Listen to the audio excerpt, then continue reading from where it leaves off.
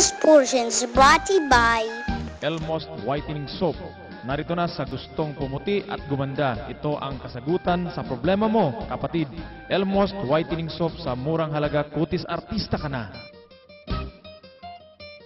Una, sagutin ko, yung PEP at saka PDP, yun ang naging dahilan bakit nakikita natin na manipis ang supply, na may shortage na evidence by summer. Kasi pag summer, maximum yung demand mo, and then pwedeng kulang tayo sa tubig. Diba? So, yung demand mo pataas, yung supply mo mababawasan kasi konti ang tubig. Now, Luzon is also dependent on water, diba? So, yun yung, because of the PEP and the PDP, nakikita natin na may ganong possible na mangyayari. And then, doon sa PDP, nakikita natin ano ba yung requirements, vis-a-vis, ano ba yung mga incoming, yung sinabi ko mga indicative projects, mga committed projects, kailan siya estimated na makikita. So, meron akong hawak dito ngayon, pwede namin itong ma-share sa kanila, but anyway, marami din kaming information sa website namin. So dito, Luzon Supply Demand Outlook, meron kami 2014, 15, 16, 17 based on mga committed projects. Okay, so bakit natin ipupursu? Well, unang-una, ang DOE is an implementing agency. Naglabas ang Kongreso natin ng batas ng renewable energy. Now, so kailangan i-implement natin yon. And meron din tayong international push na mag-renewable.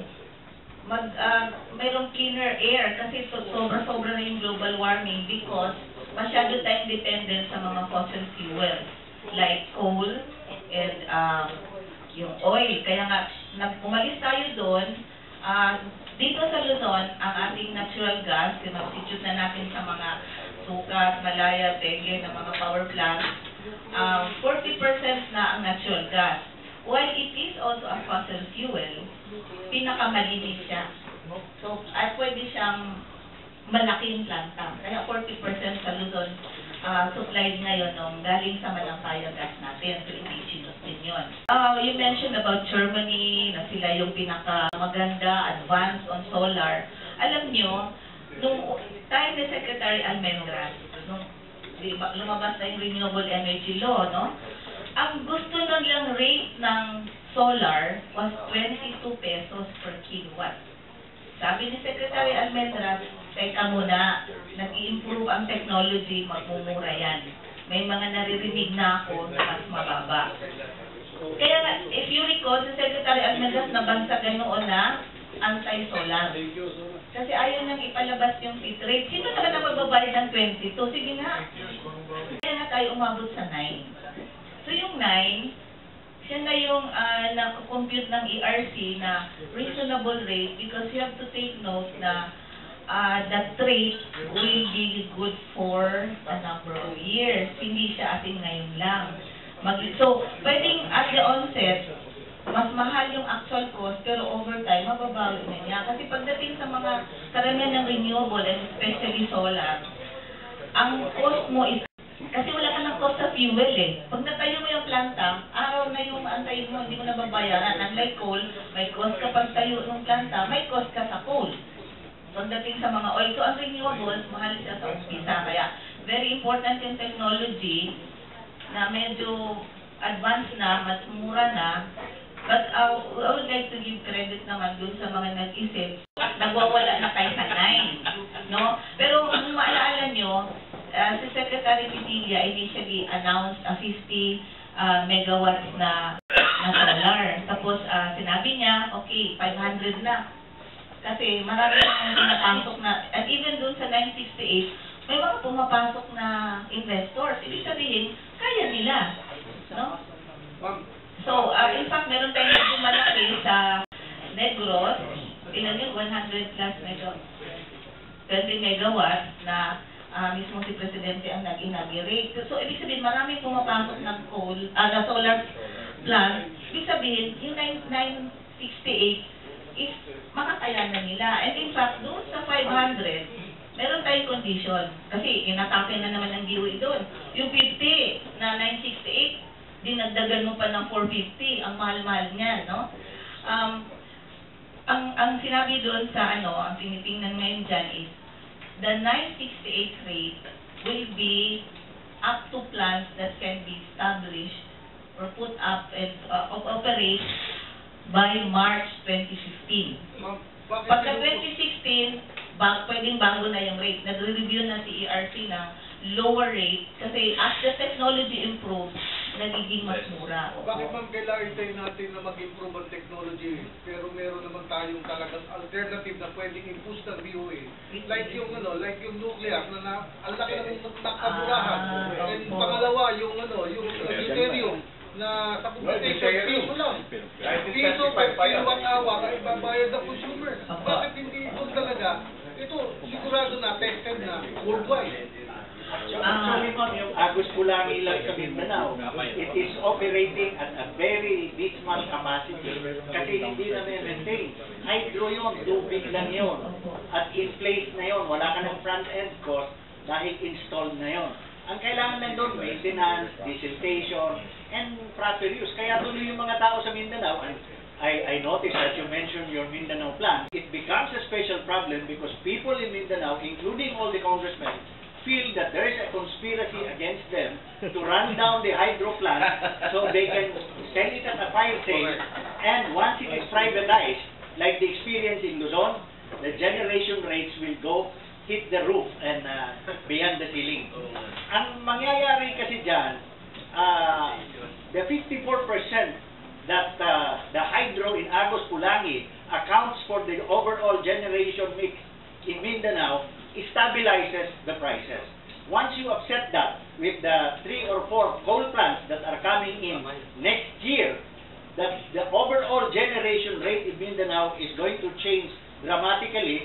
It's going to be about 46% hydro, and the rate is going to go very high. That is why there is a special problem policy-wise as far as Mindanao is concerned. The only reason why Agus Pulangi was not privatized because IPIRA itself said within the first 10 years, it cannot be privatized. But the 10-year period lapsed in 2011. They are now hanging by a thread, and if the thread snaps, they're going to pay Luzon rate. That is why people in Mindanao are up in arms. Unless the Department of Energy comes in, exercises its policy oversight in favor of the consumers in Mindanao, they're in for a lot. Merong ginawang kabutihan ang BOE. Recently, I can vouch for it. Tinuloy nila through the help of MVP yung deal sa Sampaguita oil field. That was the reason tumahimik na yung China. Hindi ba napansin? Ang nag-agitate sa Diageo, puro sa galing sa West. Pero ang China tahimik na ngayon.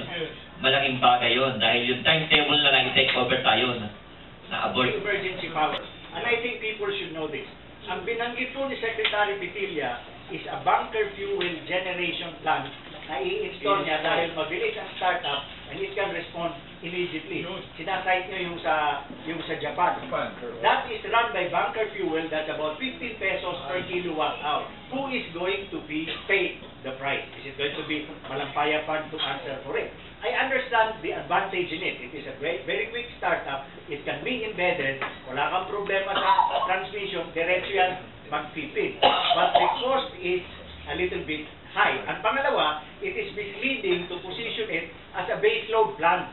You cannot have a bunker fuel generation plant as a base load plant. Yun ang problema dyan. Yung emergency power, kasi nakikita na talaga na magkakaroon ng kakulangan sa kuryente by summer of next year. Yung hydro na nabanggit nyo, totoo naman Mindanao enjoyed a very low rate kasi libre ang tubig nung operating pa lahat ng hydro plants. But nakita naman natin na hindi pwedeng asahan lang yung tubig because of climate change. Ang daming pangyayari na biglang plus deforestation, plus siguro alam naman natin kailangang i-rehabilitate yung planta para mag-operate ng full capacity. Ngayon, dito sa issue ng Agus Pulangi na privatization, meron ng mga nagkakaroon ng interest kasi bago nga lang yan pwede i-open up for privatization. But may isang issue dyan na dapat pag-usapan. Isa lang yung water source mo. Marami kang planta. Sino may right sa tubig? lang i-settle yun. Sa NPC lang problema. Gobyerno may-ari ng tubig, gobyerno may-ari ng planta. Ngayon, pag i-privatize mo yan, paano ko makasiguro ako, investor, na itong planta ko, nakuha ko, halimbawa, anong pulangin number yan, na yung tubig magagamit. Kung baka harangan nung nakakuha ng planta luban ng taas. That's one of the issues that is being resolved right now. And Congress is looking at this, no? Siyempre kasi DCPC oversight sila eh. Natatawa tayo siya Wala tayong magawa eh. May separation of powers tayo eh. Diba? Yun ang sinabi ng Constitution yan. So kami ay sumusunod lang kung anong talagang policy direction. Yung emergency power na yun, yung nakikitang solusyon ni Secretary, is yun ang pinakamabilis na hawakan mo na pwedeng hindi permanent. Kasi wala namang balak na patakbuhin siya ng tuloy-tuloy kasi we're expecting more power plants to come in. Sa 2016, meron tayong additional capacity expected to be on stream, 658. Pero yung iba nun, toward the later part of the year na siya lalabas. So, by summer, meron tayong nakikita kakulangan ng mga about 200, pero to provide additional, dapat may backup ka rin eh, na parang may reserve ka. So, 600 yung nakikita na ano. So, February, March, April, May, June, August, September, October, November, merong mga papasok na power plants next year. But by summer, may nakikita pa na may kakulangan na posible. Ngayon, the issue, ito talaga ang mahirap sa energy, sabihin ko na in general. Ano ba ang may priority sa'yo? Supply o presyo? Environment or self-sufficiency? Dapat yan, may balanse, no? Kasi ang kitang sinasabi, pag wala kang kuryente, mas mahal yun. Kasi paano yung manufacturing, yung mga businesses. And in fact, ang nakikita na next year, pwede naman talagang halos eksakto lang yung supply sa demand. Pero, pag medyo may konting problema dyan, bigla kang mawawalan ng power, yung mga industries, marami dyan ang reklamo nila, ang hirap mag-rotating brownout, ang hirap biglang mag-trip kasi masisira yung produkto ko. So, ano ba ang priority natin? Di bali ng bahal basta meron, kaysa mura na wala. Pero talagang balance is Hirap, alam mo, masama ito parang nagpa-blackmail pa, yan ang masakit doon eh. Ayun na. Kayo pa na bumunta na mag-blackmail kayo. I just am concerned why it has to be an either-or proposition as far as price and supply is concerned and as far as service and convenience is concerned. Bakit ho kailangan maging either-or instead of and-or proposition? Kasi the way you framed it, sabi mo, supply or may presyo. Tingnan nyo lang po, I'll give you a specific example. Bago po yung IPIRA, ang distribution supply charge ng Meralco was 76 centavos per kilowatt hour. Pumasok po yung IPIRA, ang distribution supply charge ng Meralco is now 164 pesos per kilowatt hour. Ang kita ho ng Meralco before IPIRA ay 2.7 billion per year. Ang net earnings ho ng Meralco ngayon is 18.6 billion pesos per year. Those things happen because the law allows it, the regulators are sleeping on the job, DOE is not standing up for the consumers. Mayroon lang constraint on, mayroong limit on what we can do, how much we can do. Ano lang kita, nasabi ko or, pero sinabi ko, balanse ang kailangan natin. Mahirap hanapin yung balanse na yun. We cannot disregard one or the other. Sabi naman ni Justice Renato Puno, in the case where Meralco was ordered to refund us 30 billion pesos, there is no known calculus for determining and resolving the interest between the consumers and the utilities. But even if there is no known calculus, you cannot take it from us to hope that at least the regulators and the government will stand up for us. Ma'am, every year under IPIRA, you are supposed to submit to Congress your PEP and your PDP every September. We do. Yeah, you're supposed to submit that every September. That is your policy tool for telling Congress na ito yung dapat yung gawin. That it talk about what the problems are and what are the policies that will address those problems. Siguro naman, pwede bang mag cite ng example on how the DOE, Secretary Petilla in particular, stood for the consumers. If you recall November, magkano ba yung dapat rate na sinabi? Eh di ba tumayo si Secretary Petilla doon, sinabi buksan yung titignan sa mga planta, o anong rate nasuspend yung pag-charge nila ng rate. It's because of Secretary Petilla's move. And, pero sino nag-umpisa? And then, yung nabanggit ko kanina that there is an interagency, multi-sectoral committee. In fact, they're meeting this afternoon para titingnan nga yung ano ba talaga itong rates na to? Esmeralco talaga abusing its may damit ba si ganito?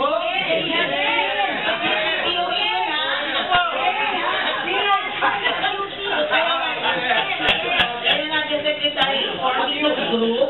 Have you invited consumers? Oh, yes. Hindi naman kasi pwedeng lahat ng consumers. In fact, I think 3 consumer groups are there. Yung mga recognized ng DTI. Silence.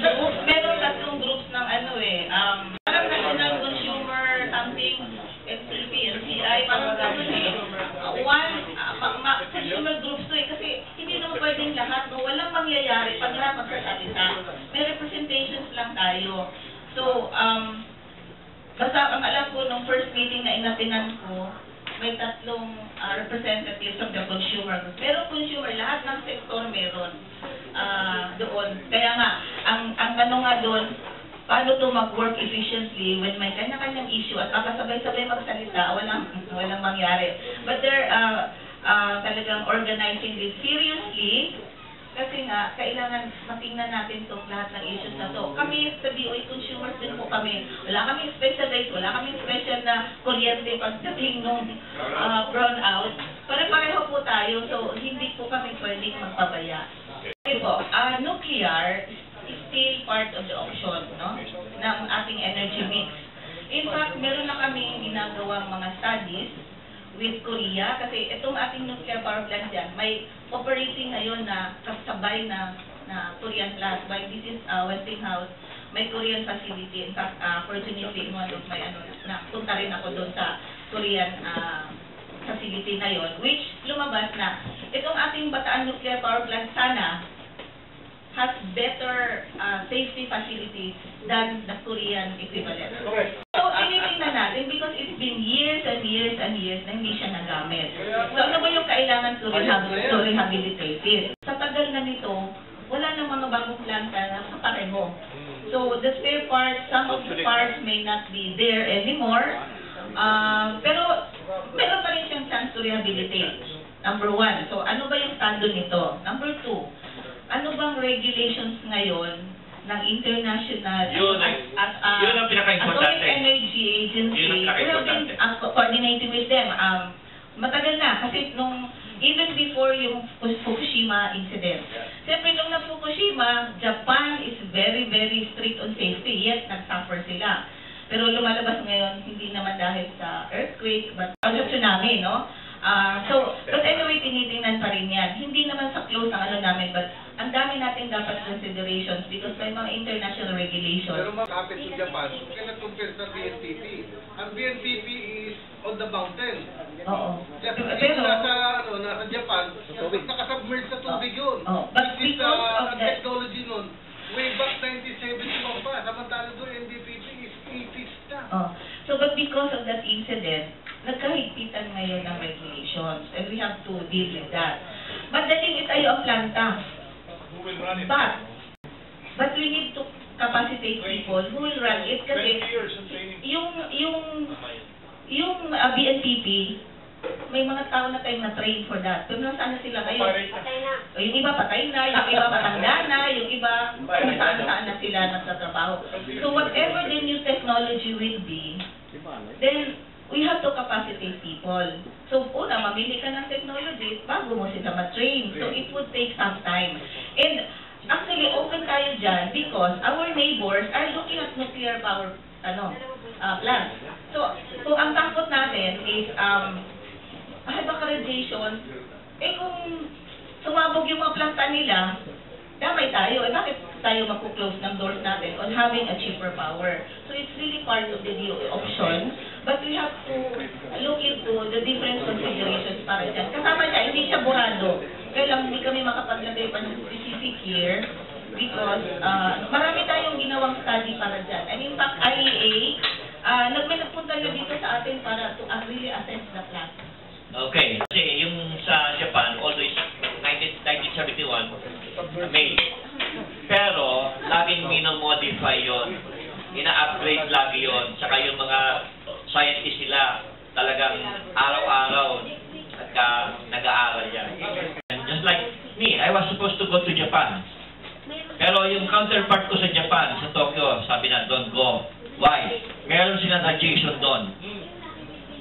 Worrisome. Sila mismo hindi na alam kung yung kanilang pamilya may problema na. Maliwanag pong napakinggan nyo ang panig ng media at ang panig ng Department of Energy sa katauhan na si Yusek Zenaida Monsada. Hindi ho ba marami silang nalalaman na solusyon sa ating problema? Meron silang mga maliwanag na plataforma kung paano susolusyonan ang problema. Pero dapat isagawa na dahil panahon na. Kailangan na nating magkaroon ng aksyon bago pa lumala ang problemang ito. Huwag na nating patagalin pa. Kailangan lahat ng sektor, mga NGO, LGU, local government, pati yung national government offices natin, kailangan magtulong-tulong na tayo sa pagsolusyon ng problema ng tungkol sa bansa natin, partikular ang elektrisidad. Ang mga tagapagpatupad sa pamamagitan ng ahensya ng gobyerno na Department of Energy, ang media, huwag na puro dakdak. Kailangan isagawa na. Templo, iglesia ng dakilang espiritu sa gawain ng tao. Higit sa lahat, ang kahalagahan ng mga pinag-usapan ay hindi makikita ang liwanag at muning kung magtatapos lang sa pamamagitan ng usapan. Kailangan magwakas ito sa pamamagitan ng isagawa na. Sapagkat nalalapit na. Dahil ang paramdam ng kalikasan naririyan na. At kung sakali mang at mismo ang kalikasan na ang makialam na bumalik tayo sa sinaunang buhay na walang elektrisidad, sama-sama tayong magsisimula ulit. At sabay-sabay nating i-implement kung ano ang dapat isagawa kapag nawala na ang kuryenteng ito. Ang tubig ay hindi nawawala sa kalikasan. Yan ay naririyan lang. You shot it high.